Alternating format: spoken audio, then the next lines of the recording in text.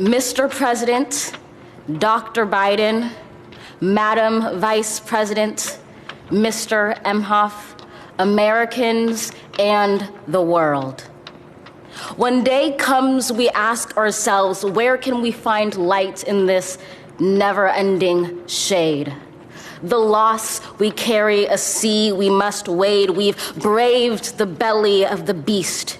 We've learned that quiet isn't always peace, and the norms and notions of what just isn't always just is.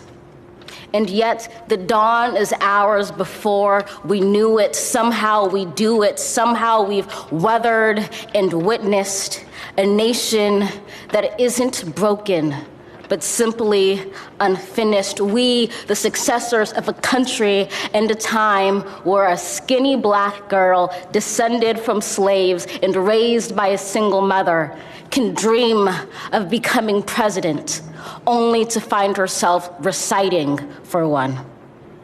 And yes, we are far from polished, far from pristine, but that doesn't mean we are striving to form a union that is perfect. We are striving to forge our union with purpose, to compose a country committed to all cultures, colors, characters, and conditions of man.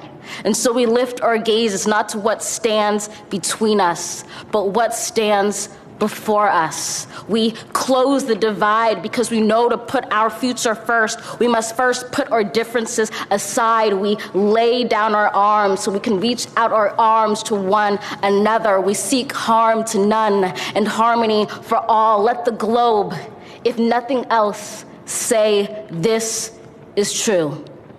That even as we grieved, we grew, that even as we hurt, we hoped, that even as we tired, we tried, that we'll forever be tied together, victorious, not because we will never again know defeat, but because we will never again sow division.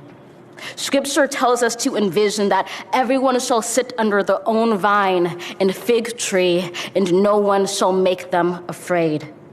If we're to live up to our own time, then victory won't lie in the blade, but in all the bridges we've made. That is the promised glade, the hill we climb, if only we dare it, because being American is more than a pride we inherit. It's the past we step into and how we repair it. We've seen a force that would shatter our nation rather than share it, would destroy our country if it meant delaying democracy. And this effort very nearly succeeded. But while democracy can be periodically delayed, it can never be permanently defeated.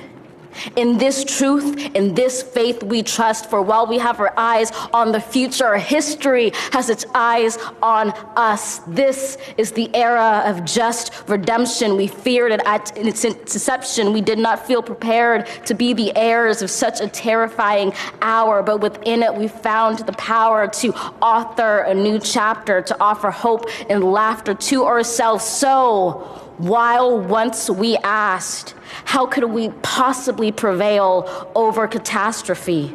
Now we assert, how could catastrophe possibly prevail over us? We will not march back to what was, but move to what shall be, a country that is bruised but whole, benevolent but bold, fierce and free.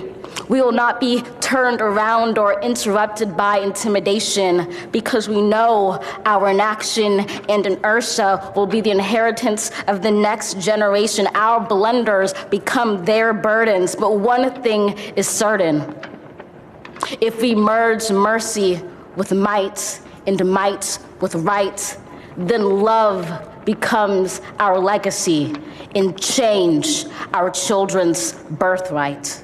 So let us leave behind a country better than the one we were left. With every breath from my bronze-pounded chest, we will raise this wounded world into a wondrous one. We will rise from the gold-limbed hills of the West. We will rise from the windswept Northeast, where our forefathers first realized revolution. We will rise from the lake-rimmed cities of the Midwestern states. We will rise from the sun-baked South. We will rebuild, reconcile, and recover in every known nook of our nation, in every corner called our country. Our people, diverse and beautiful, will emerge battered and beautiful. When day comes, we step out of the shade, aflame and unafraid. The new dawn blooms as we free it. For there is always light, if only we're brave enough to see it, if only we're brave enough to be it.